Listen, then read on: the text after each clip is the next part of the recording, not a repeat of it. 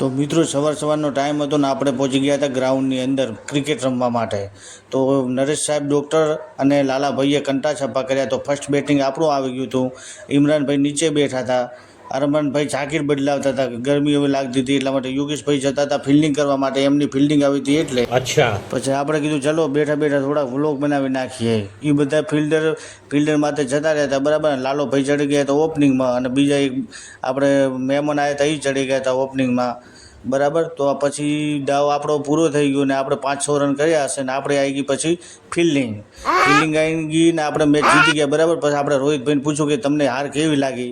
પણ નરેશ સાહેબ ડૉક્ટર બોલ્યા કે સત્તાર તો ડાઈ મારીને તને લાગ્યું ને એ જબરજસ્ત લાગ્યું છે। મેં કીધું એ વાત તો સાહેબ સાચી હો।